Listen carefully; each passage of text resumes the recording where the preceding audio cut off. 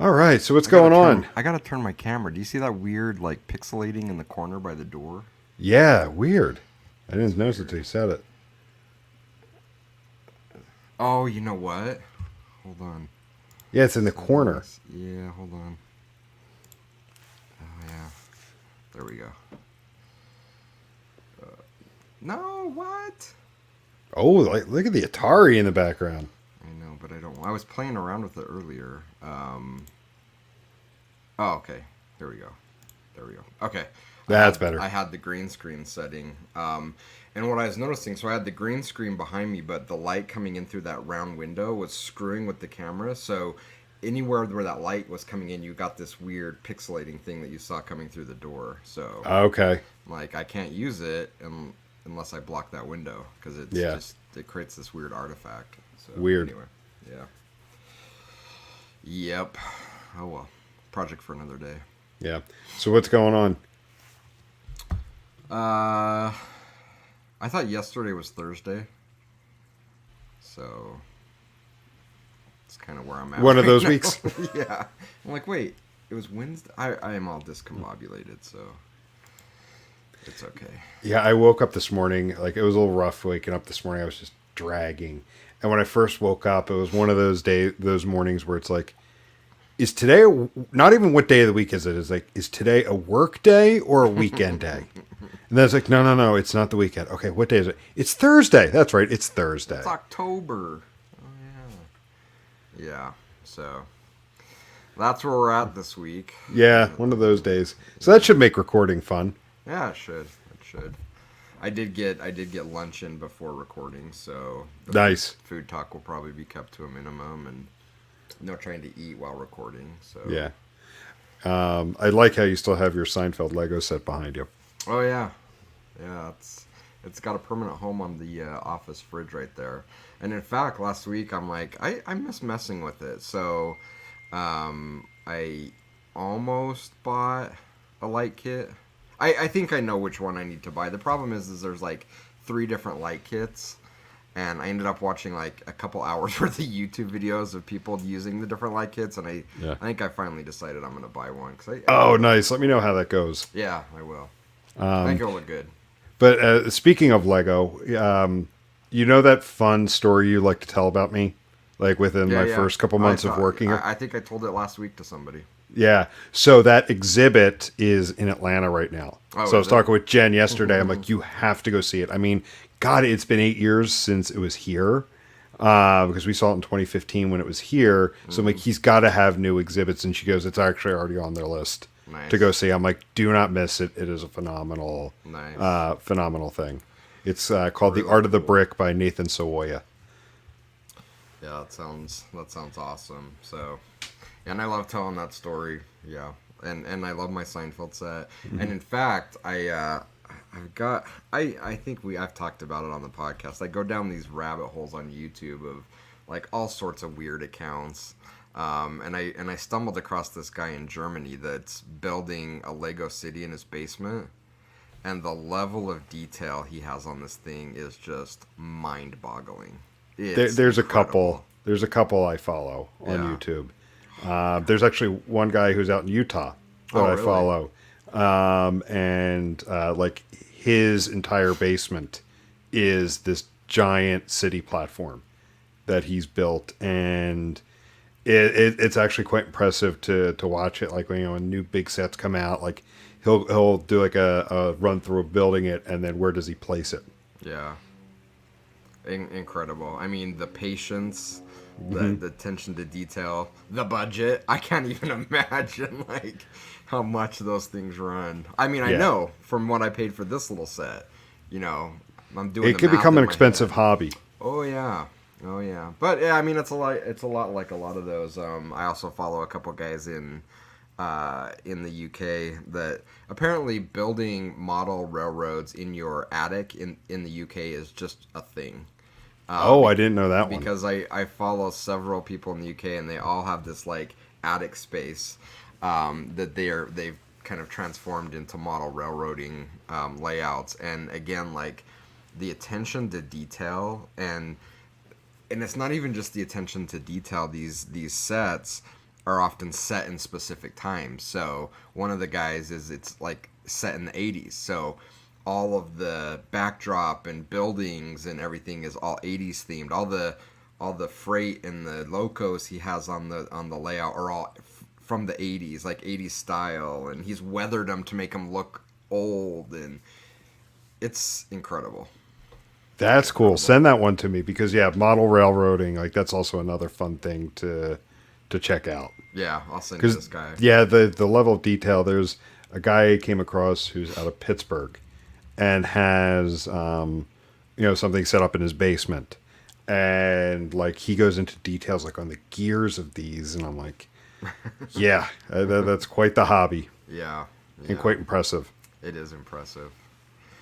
I always wanted to do a model train layout in my house, and I never did. It's because my grandpa's brother had an entire room, like I think in the 80s you called it a den. But he had this like room that was like the couch and the TV room, and he transformed it into an HO scale layout for his trains, and I'm like, this is the coolest room ever. I want this in my house. It never happened, but pretty awesome to watch, and I'm glad I could live it out through other people on YouTube. Yeah, yeah, it's fun, and yeah, I definitely do a bit of the living vicariously through it because it's like God, like if I don't need an entire basement, but I wouldn't mind a corner Yeah. somewhere to set like a little something up because I've got a couple of the Lego sets I built here. Like I have this spaceship I built as part of our team building event in September. Yeah, that would be totally fun. Speaking of entire basements, there's a guy I follow. I don't know where he's at, somewhere in the United States. But he has his entire basement as a scale model of the line that runs from Evanston, Wyoming to Ogden, Utah. And he's got No like way. it to scale with like stops along the way, landmarks, and has the landmarks built in. It's again just impressive. Okay, one more thing as we're talking about trains. I came across this show on the Smithsonian Channel, which we get through our YouTube TV subscription, called Mighty Trains. And each episode, the host like goes to like one of those kind of famous lines and rides it. And so like the Oh, first episode cool. I watched was the India Pacific in Australia. So it's a 4-day train ride that goes from Perth, Australia, on the west coast on the Indian Ocean, all the way over to Sydney on the east coast, the Pacific Ocean. And like he goes into details of like how like yeah, for the passengers it's a luxurious, fun adventure, but for those like the engineers and whatnot, like it's you're going through parts of just complete wilderness, Yeah. going through the Australian outback, and like you have to be like on the ball with it. Yeah, yeah, it's super fascinating. I have a friend that is an engineer, and he goes from Ogden, Utah to Ely, Nevada to run freight, and he goes across a lot of land that you and I just can't get to. Like you Yeah. can't get to it. And he's he takes some great pictures. I'm like, dude, just let me ride with you in the cab. He's like, 20 years ago I could have let you do that, but there's been so many accidents and engineers not paying attention and Snapchatting and running through a signal that like the rules now are so locked down. I'm like, that would be so cool. Wouldn't it? Yeah, it would. So I'll have to find another way. Yeah. I mean, just the things that we take for granted too. Yeah. Because so one of the things we're actually going to do an overnight train ride in August. Oh, really? So we're going to Florida for a week and a half. We're crashing some friends' vacation down there. We're driving down, but then we're taking the auto train back. Amtrak has an auto train that What's goes auto from train?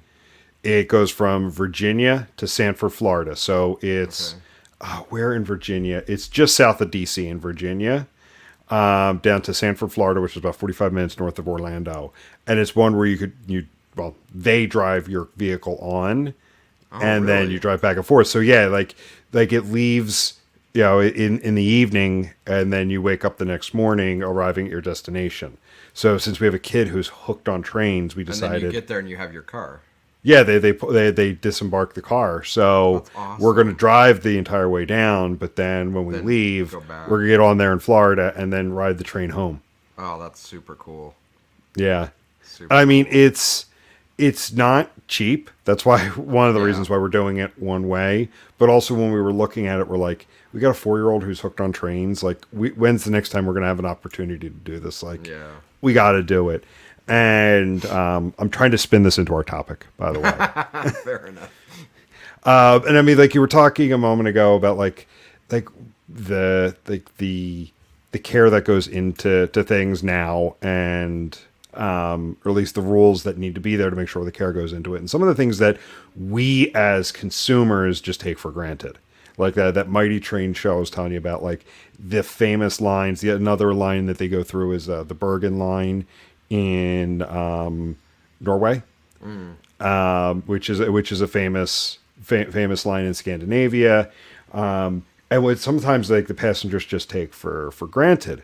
Yeah. So you're asking, how am I going to spin this into digital analytics? I'm curious.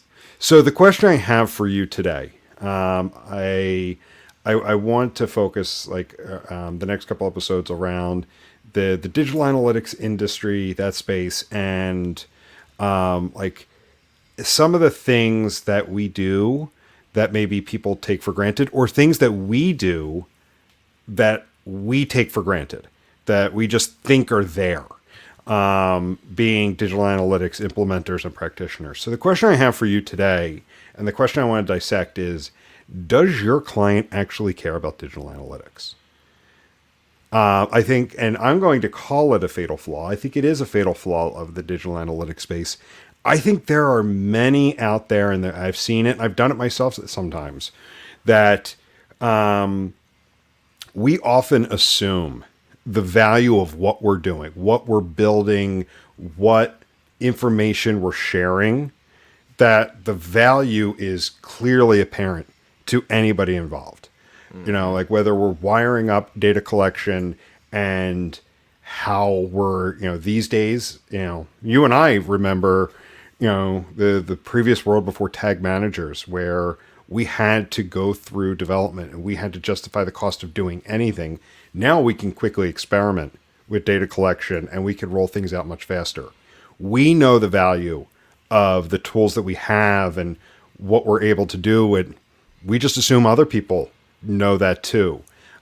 We just assume when we deliver insights, people are going to see the value in it.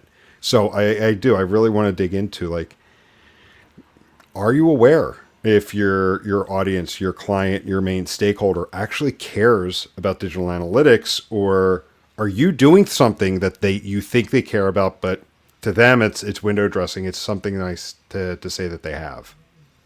Well, I think for lots of organizations, digital analytics is a nice to have.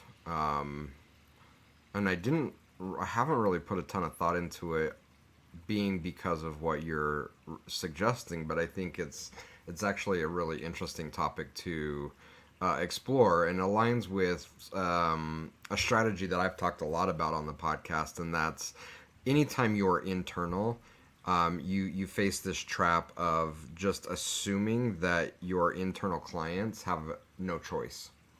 And I talked about one of my very early bosses, Paul Bartholomew, who, after I left that job, continued to be a mentor to me, taught me the importance of always remembering that your internal clients have a choice. Just because you're internal, your IT, your internal digital analytics team, that your internal clients have no choice but to use your service, your product. He's like, no, they have a choice. Now, the CEO may say they don't have a choice, but by their actions, they have a choice. They can choose whether to use your stuff or not. And if they don't, I guarantee you they're going to be running some service under their desk, meaning I have my own computer on my desk. I'll go out and, buy my own Google Analytics or whatever and do it my own way. And that's always an option. And that really stuck with me throughout my career. And I always thought about the importance of being both a sales executive and a marketer. especially if you're internally. And I did this when I was client side. I spun up a whole brand. I worked with our graphic designer to create a logo for our internal practice. I branded it. I marketed it to our internal clients because I knew they had a choice and I wanted them to choose what I was building. And so to kind of fully circle back to your question, yeah, I think it happens a lot. We take it for granted that we think that just everyone's going to quote get it, or we don't even think about it that it's necessary. And so what we end up doing is we end up creating a list of features, and it reminds me a lot of the famous Simon Sinek, Is this with the iPod? with the iPod, Yeah, it's a great one. the TED Talk. We're basically the anti iPod. Here's all the different data points and segments and features and things you can use, and some slick outside SaaS vendors coming in and saying, do you want 10,000 songs in your pocket? Like, oh yeah, I want that. And so it's a really, really strong reminder that we can't just go in there and list off like all this cool, like, well, we've deployed customer journey analytics and we have this data mart sitting on the data lake, and then we've got that wired into our Tableau instance, and we put the star schema about, like, okay, kid, I don't care about your list of features. Like, what are you gonna give me? What are you gonna make me feel like? How are you going to improve my job? And I think as digital analysts, unfortunately, that conversation with ourselves of how do we market this, how do we position this to our internal clients, often never happens. And then we become a nice to have because it's like, okay, I've got this device with MP3s on it. It's a nice to have versus I've got this amazing thing that I'm going to cherish, and I'm going to put a tracker on it so I don't lose it because I want to have it. And unfortunately, and I hate to keep bringing this up, but it's the reality of what's happened in our industry, that through the pandemic, through an economic slowdown, you can tell that digital analytics teams in lots of companies were a nice to have because they were the very first ones to get downsized, and some completely removed from the company, 100%. Yeah, we saw a couple instances where, I mean, entire teams were nuked. Not the majority with one or two left to keep the lights on. Like, nobody was there to keep. They're like, well, we're assuming the lights will turn back on. Yeah. In a few months. Yeah. And how many cases were there where the lights actually didn't turn back on when they came back around to it? Almost all of them. And I think that was a surprise to a lot of companies. But again, I initially put the blame on the companies for not being smart enough to think about what they were putting at risk, but really a lot of the blame has to be on our shoulders. We failed to be indispensable. We failed to market what we were doing. We took it for granted that we had all these list of features of things that we could provide, and it failed to inspire our clients internally.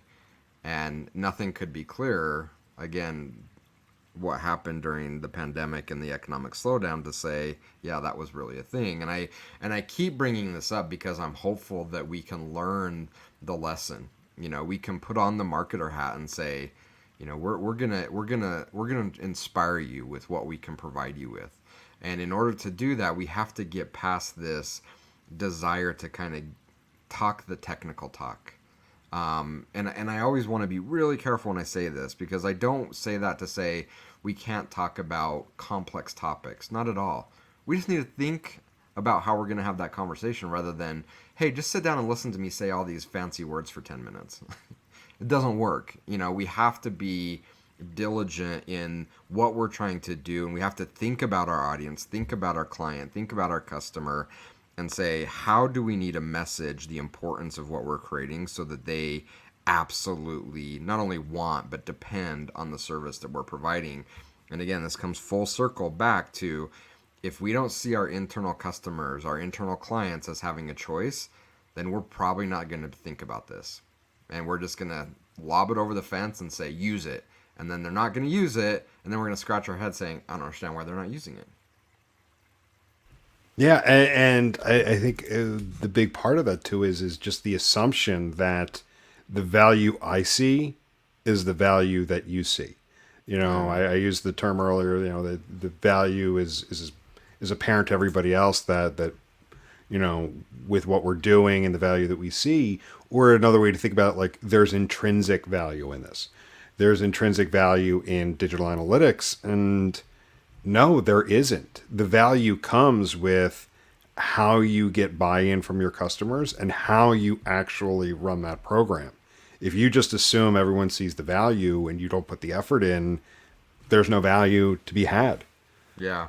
And I think a big reason why that is happening is that you've got a lot of people, well, there's two different trends happening based on where we're at from a maturity standpoint in our industry. You have a lot of people right now that are in these roles that are digital analytics lifers, meaning that's all they've known. That's the only jobs that they've ever had.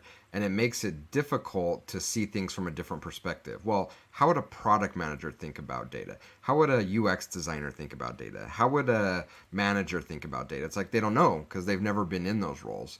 And it's one of the reasons why I've been so diligent in our hiring practices to look for people that not only have strong skills in the analytics world, but have also had other experience professionally, because I know the importance of being able to look at things from those different lenses. Because if we're just the digital analyst beating our internal clients over the head with the same message and the same data, it's not going to resonate. We have to put ourselves in their shoes and say, I can tell you what is meaningful to me as an analyst, but I need to know what's meaningful for you as a graphic designer. And if I can't put myself in that frame of mind and think about how I'm positioning what I'm doing from an internal analytics perspective, we leave a lot of opportunity on the table, because that's where that disconnect in communication happens. Because again, we're assuming, and I like how you put it, we're assuming that the value we see is the value they see, and it's not, because we see things as an analyst and they see things as, fill in the blank of literally every role in a company that can make use of data.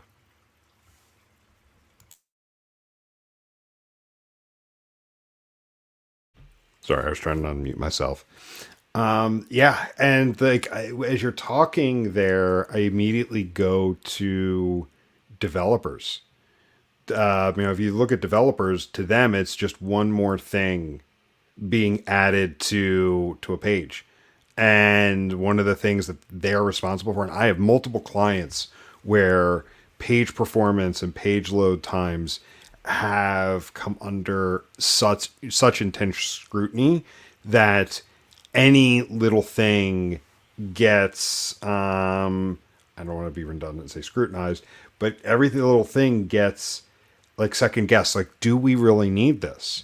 And if you go in just assuming that, yeah, we need this, it's more data to do XYZ, you're going to lose that battle. You have to make a Yeah. case for the business. And one other comment I want to make is this: I like how you brought up the idea of digital analytics lifers. Mm-hmm. Where the state of the industry is at. Because in a similar vein, I was talking with somebody else internally today about a client we're working with, and how that, like, our primary contact there brought somebody in shortly after us, and typically that would not go well for an agency, but in this particular case, it's gone extremely well because we've been able to feed off of each other, Mm. because he has brought like this breath of fresh air that this organization needed, because most of the folks that are still remaining have been there for a significant period of time. So let's face it, when you've been in an organization for a while, you start to lose objectivity, and you need to seek out that maybe through others or whatnot. So we've been able to actually work together to bring that objectivity to the organization. Him from an internal politicking kind of way, and us from that exterior or external, not exterior, external objectivity, and it's worked really, really well. Yeah, yeah, and I'm glad you added that, because the more life work experience we have, the better able we are to create meaningful analytics practices. So the diversity of your analytics teams is incredibly important. And I'm glad that you brought up developers, because I think that's also another emerging trend that we're seeing.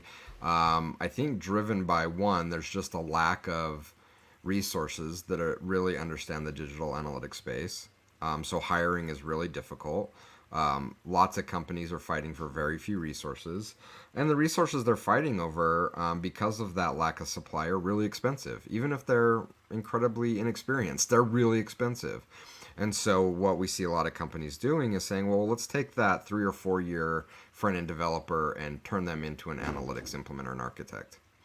And without the and that can work because we've seen it work. We've had clients where they've made that choice, and with the right mentoring and support, they can be incredible analytics architects. We've just seen it too many times, happen too many times to say it's not possible. But most of the times, they do it without providing the proper mentoring and support, mostly because it doesn't exist within the company, and they're unwilling to invest in bringing in an outside agency to help do that teaching and mentoring. And so they say, front end dev, you go build this implementation. And I can't tell you how many companies I've talked to over a 10-year period where I've got a peek at their implementation. They say, we can't get any business value out of this. I'm like, who designed this? This looks like a software engineer design. He's like, oh, yeah, our MarTech solutions architect, used to be a front-end dev. We just threw him on this. I'm like, well, yeah, I can tell. Like, this is implemented like a software developer and not like an analyst. And you need an analyst that understands business to be able to architect solutions that are going to provide value to your stakeholders, your internal clients.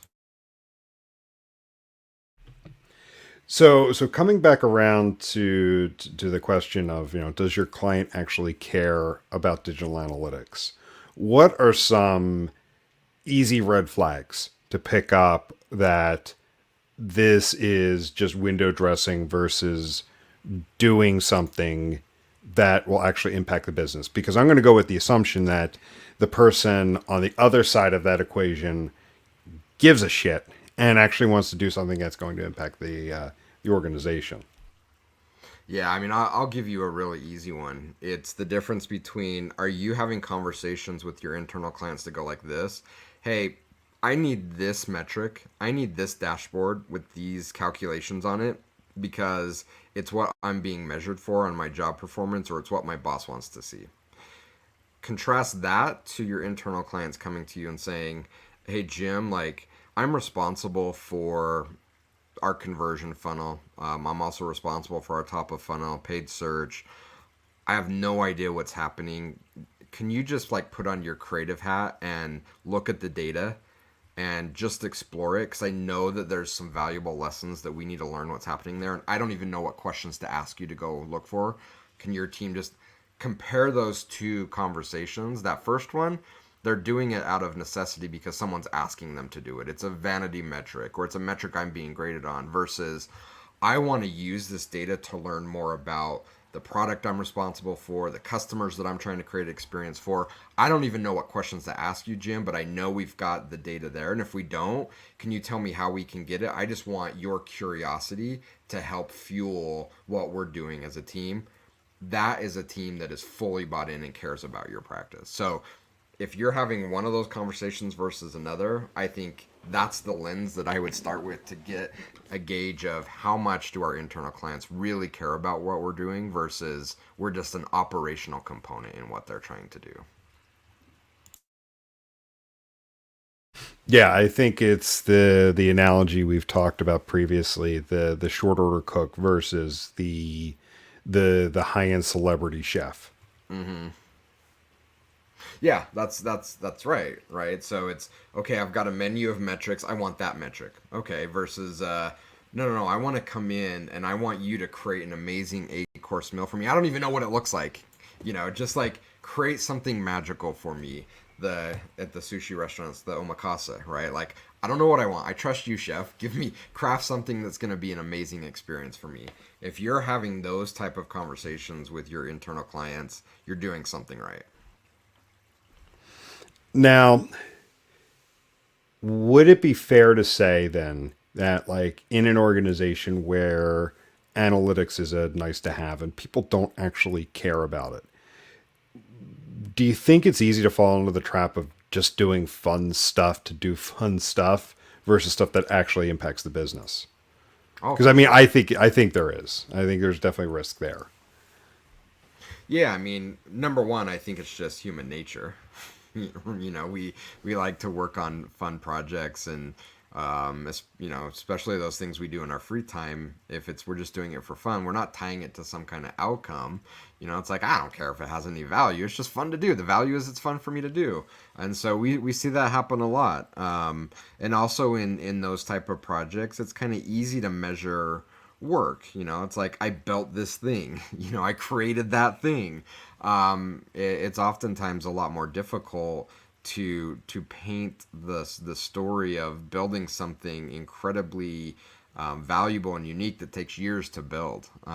Sitting down with teams and helping them become smarter about how they think about data. Those things are incredibly difficult. I talked with a friend yesterday who's been tasked with quote increasing data literacy at every stage of the supply chain. And then I said, "Wow, dude, that's a big ask. I don't even know where you start to do that." And I said, if I was in your shoes, I would start by talking to everybody and saying, can we just admit that this is an incredibly difficult thing to do that's going to take us years to accomplish? And we're going to have to break this down into bite-sized pieces so that we can fill people that are, that takes a lot of dedication to your craft and buy-in and desire. Most people aren't going to take on massive projects that are like that. They're going to take on, let me slap this tag on the page and start collecting data tomorrow so I can get that instant dopamine hit and feel good about what I do. I mean, yeah, you might get that instant feel good, but that thing is not going to continue to make you feel good. And so I think that's why we see such bloated stacks. Like, look at these companies, and we've talked about it before, that 10, 15 years ago, like 3 or 4 major technologies on the site. Go look at them now. And I talked about this during my presentation on sustainable analytics that I gave at the DHL virtual summit on analytics a couple months back. Go look at the sites now. It's hundreds and hundreds of third-party tags and, 20, 30 different technologies, sometimes 2 and 3 tag managers and multiple A/B testing platforms. Like, what are we doing here?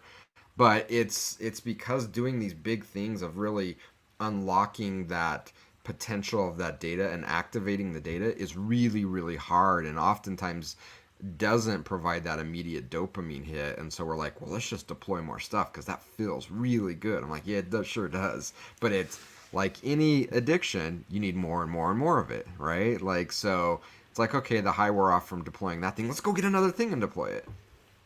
Yeah, I'm happy you brought that up because it is really easy to get sucked into that cycle that of looking for that next hit of the fun thing of working in the tool, like the enjoyment you can get out of that, but then also the joy that you can get from jumping up and down and saying, look what we deployed, but nobody actually uses it.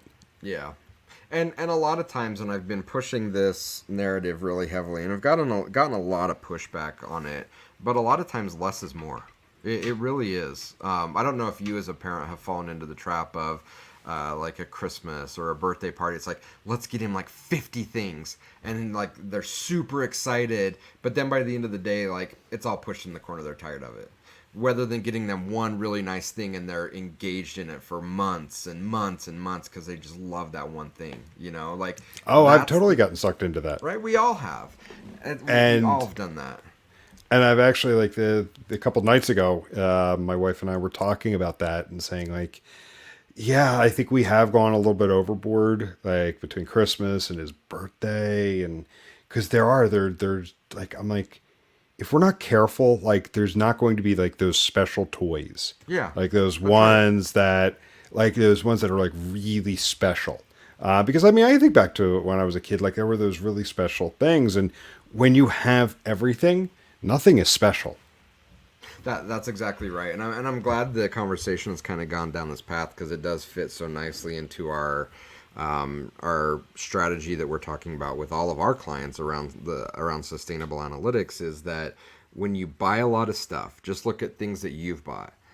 The newness wears out really quick, and it ends up becoming a piece of furniture. It ends up becoming something you set on the shelf and it collects dust and you don't pick it up, versus buying just a few things and really, really nice things, and you cherish it, and you take care of it, and you maintain it because it's so valuable to you. When you buy so much, the inherent value of things just plummets, and it's like, yeah, I'm not going to take care of it. Yeah, I may pick it up every 3 or 4 years.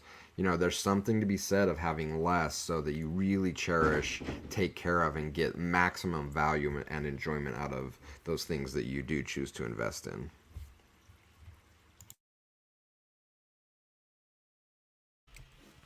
Yeah, because we've been talking a lot about this just in general, not just in the context of my son too, but like with the move we did, and we actually spent time going through a lot of the stuff that has just followed us from place to place, and also like we got rid of a lot of things, we donated stuff, but then I still have a couple piles now that are in my in-laws attic that I promised I'm going to go through this summer that I just didn't have time to get through, because you're right, like the more you buy, not only does that dopamine hit wear off, it wears off faster and faster Yeah. and faster. Yep. So you gotta go bigger and more frequently. And Yeah. then that's how you end up with a garage full of half used things, or to get that hit, you start to rationalize, like, yeah, I'll pick up that hobby. That looks cool. And it's why so many of our internal clients don't care about digital analytics. And we think we're doing the opposite. It's like, let's buy all of these tools, and our internal clients are just going to be bedazzled, and they're going to love it, and they're going to want all of it. Like, no, in fact, the exact opposite, because we don't have the ability or desire to really care for those one or two special things that we decided to invest in, that they can see our passion for it. We've given them this like list of 300 different options they can choose from, all of which we're not maintaining. They're dusty, they're broken down, and it's like, I don't want that. Yeah. And what happens when you just continuously buy? The more stuff you have, what do you start to encounter? I was gonna give you a chance. Like, did you? I did. So, what you start to run into is you start to have less and less time to maintain it. So, not only now do you have a lot of stuff that you isn't really special that you really want to spend time using, you don't even have the time to maintain it, so they decay even quicker. Yeah. And that is especially true for digital analytics and marketing technology. There's a maintenance cost that comes with each of those. Hmm. And the more you deploy, the less you are able to maintain it. So it begins to decay really quickly. It becomes unreliable. And you are now giving your internal stakeholders a reason not to care about it. Yeah. You went full Tyler Durden. The things Did I you really? own. Yeah, the things you own end up owning you. It's also a great Papa Roach lyric from their first Is it? album when they were I good. mean, it's true, right? Yeah. And you bring up a really, really valuable point. All of these things we buy, it's it be, they end up owning us. It's more and more on our and then we're frustrated, right? We're like, oh, we really want to do all this cool stuff with the data, but we can't. We're so like, we did this to ourselves. This was never forced on us. We did this ourselves, and we put ourselves in this situation where it's unmanageable. We're spending all of our time trying to keep it up, and we can't. And then we're frustrated because we really want to get to activating the data. It's like, okay, well, let's start with cleaning house and pulling back and pruning this thing back to a reasonable size so we actually have time to activate the data. We just don't think about it. We don't think that there's ongoing costs. We think, and a lot of times,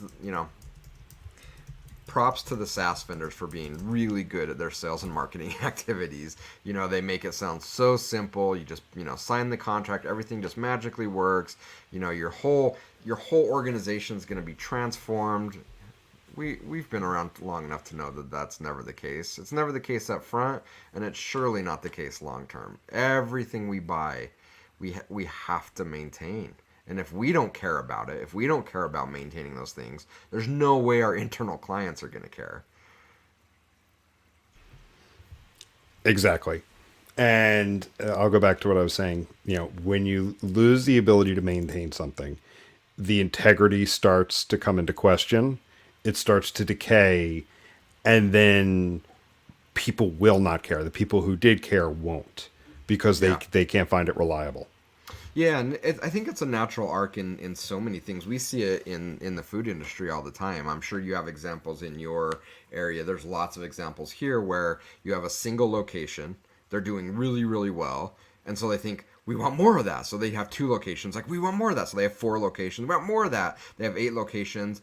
And it gets to the point where it's like, I can no longer maintain this. Surely we can't maintain it at the level of quality and care we had at one location or two locations. And so it plummets, and then everything that drove them to increase now is gone because they don't care. They don't care about all 50 locations anymore. So the experience plummets, the quality plummets, and now you become a commodity and people don't care about what you're doing. It's just something along the way and it crashes. So this is a natural arc we see in so many different areas of life, and it's something that I think we need to look at as digital analysts to say this isn't unique to us. There's examples all over the place where this happens, where we overinvest and our ability to care about what we're investing in drops, and we become either commoditized or we go out of business. And I don't know about you, but I don't want to be either one of those things. I don't want to be a commodity, and I don't want to go out of business. Yeah. You see it all over the place. I have seen it with a few different, like, what started as single location mom and pop restaurants, and they try to expand, and they just cannot maintain the level of quality. And then I've also found others where they've been around for 30 years because they have a single location or maybe a second, and they maintain the quality, and because there's less of it, there's more demand for it. More demand, and they care more about it, and it feels special and unique. I didn't think we were going to talk about food, but I'll give you two examples. The little sandwich shop down the street from me that closed down a couple years ago because the owner retired. Single location his whole life. Incredible.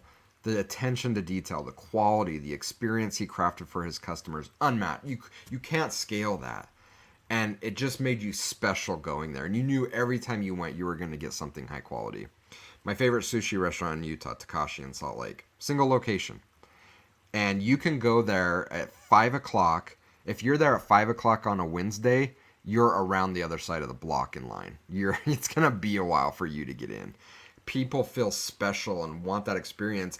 And while he hasn't expanded, he's been incredibly creative because the space next to his restaurant came up for rent. You know what he turned it into? What? A tapas bar. Little bite-sized little bite-sized snacks and drinks. It's like, hey, it's going to be a 2-hour wait to get in for sushi. You might as well enjoy a few little snacks while you wait. Brilliant. Right? So he didn't have to like expand and try to duplicate what he was doing. He found a creative way to still grow his business, but in a way that was smart and supported his main business without trying to just go more and more and more and more. Because he knows the minute he does that, he gives up what is so special to him, and then he just becomes another sushi restaurant. And I can type in sushi in Google, and it will say, well, there's 75 different places you can go within a 15-minute drive of you. There's nothing special about them. I'll give you a good TV example. Ted Lasso. Phenomenal first season. Good second season. It's in the middle of the third season. In fact, I didn't watch yesterday's episode yet. All the talk is that this is the final season. They haven't formally said it, but what they've been hinting at is that this was designed to be a 3-season arc. And we're going to find out if that's the case or not, what road they go down. Yeah. Whether they say, you know what, no, that choice. It is, especially with the ratings that they're getting, and if Apple throws a certain amount of money at them. Like, this is the thing I'm watching to see, because it is, like, so far, like, you can start to see it, at the beginning of the second season, where you think the story's going to go, and there is a specific ending.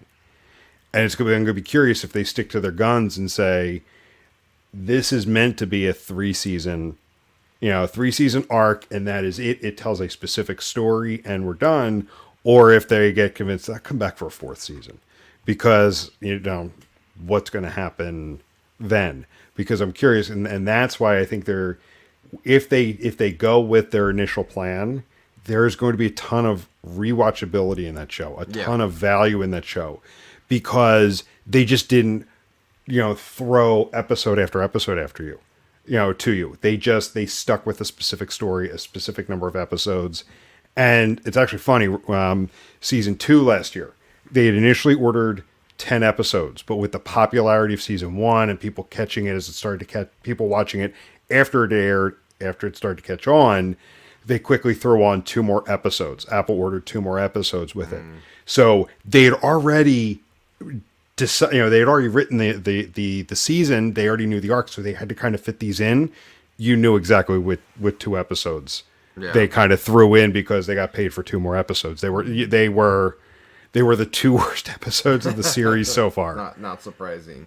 Yeah. Yeah, I'm gonna compare and contrast Seinfeld with The Big Bang Theory. So on Seinfeld, not only did they know like we're 9 seasons, this is it, but they also kept true to their vision of the core cast of the show.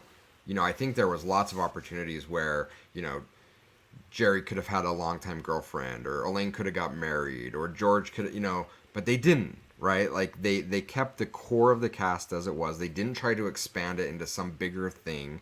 It was, this is the thing and it works and we're going to do it and we know it's going to work for 9 seasons and we're done.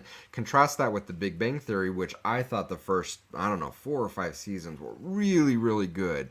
You kind of had the one relationship with Penny where it was kind of on again, off again, but that was part of the storyline.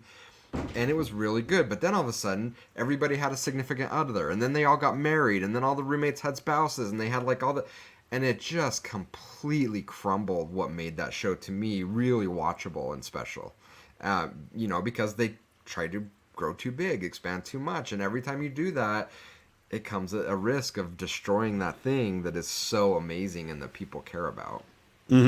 So yeah, we're talking about food, we're talking about restaurants, we're talking about TV shows and other kind of content. How does that apply to digital analytics? Because I could hear someone saying right now, so you're telling me to produce less reports, you're telling me to throttle insights to my organization. Yep. Yeah, for sure. Because you think that your more data is better, and in 99% of the cases, it's not. I talked with a prospect once that said, hey, we're really trying to have everyone in the organization have data as part of what they do. I'm like, I love that. And we've put together this weekly dashboard that goes out to everyone in the company. No one's opening it. And I'm like, can you send it to me? And they said, sure. So I looked at it, and it was every Friday, this Excel document went out, 9 tabs in the document, and each of the tabs had something like 40 or 50 rows to it, and I can't remember how many columns. I'm like, are you kidding me? I'm like, pare this down to just like 4 or 5 things. No, we can't. Like, this is so important. All this. I'm like, it's so important. No one's reading it. No one's looking at it. I don't care how important this data is. If no one's looking at it, if no one's using it to inform their work, it's worthless. So yeah, I'm saying do less. And not to say that you can't be smart and creative and grow over time. Absolutely. But if you can't do the basics right and get buy-in and excitement and inspire your internal clients with just the basics, adding 50 more things isn't going to help. It's only going to make it worse. So yeah, do less, care about those less things so your internal clients care about them, and then think smart and be creative of how you expand that. But just adding more data isn't going to solve anything. It just isn't. Yeah, because I definitely know from the instrumentation side, and I've admitted more times than I'd like to on here that, yeah, early in my career in digital analytics, I definitely fell into the over engineering of things. Definitely fell into the bad habit of doing cool stuff because it's cool and it really doesn't impact the business. Or yeah, let's wire up as much as possible, and then you have a bloated implementation that no one can make heads or tails of. And no one uses. Yeah. Again, but all this data is super important. I agree with you. But if no one looks at it, it's not important. One more parallel. People even make jokes about it. You have how many channels on TV? You have how many streaming set up? How many times are you sitting there at night like, what are we going to watch? I can't find anything. There's nothing good. There's nothing I want to watch on. I have like 900 channels. I watch. And I watch like 5. It's yeah. To go back to my. Can I do this without screwing it up? Let's see. To go back to my background. This. No, not that one. This one. Like when you and I were growing up, we had this TV that you had to get up and walk across to change the channel, and it got like 3 channels. I was the remote. And yeah, and we cherished those channels, and we knew what was on, and we valued it. And sure, I mean, there's value to more content, but we're at this tipping point where there's so much that it's paralyzing and it's overwhelming, and we don't value it. You know, when this was the TV we had, and I'm looking at this old, tube TV trends. I don't know what you call these things, like, with the big old dial on it. I think ours was an RCA. You valued that time that you were watching that show. Now, like, we can't even sit down and watch a show because there's so many choices. What do? We sit down, we watch a show, we have our phone in our hand, and we got other stuff going on that. And if, heaven forbids, like a commercial or something comes on, we flip to another channel. We've just lost that ability to really care about it because there's so many options. We don't care about any of it. My son hates commercials, and it's the funniest So thing. And like, he's used to, at this point, like, it's actually interesting. Like, he's used to being able to pick any episode of the show he wants to watch to pick. Not only is it, I want to sit down and watch Paw Patrol, I want to watch the episode where Marshall does this. Like, yeah. I've had those conversations, and at this point, there's some of those episodes, I know exactly which ones he's talking about. My wife will be like, he wants to watch the one with this. I'm like, oh, it's in season 5 here. I found it the other day. Boom, there it is. Because, like, with our DVR system with YouTube TV, like, you pretty much have access to everything with the rate at which Nickelodeon airs some shows. Yeah. So it is like, I think it's funny. I didn't expect this episode to go in this direction, but it totally does go into a less is more. And less is absolutely more in so many aspects of life. In most things, for sure. For sure. Cool. Well, yeah, I didn't expect it to go this way, but turned out to be a great conversation. Yeah, agreed. It was a good one. So cool. So let's go ahead and let's go ahead and wrap up there, and we will talk to everyone later. See ya. See ya.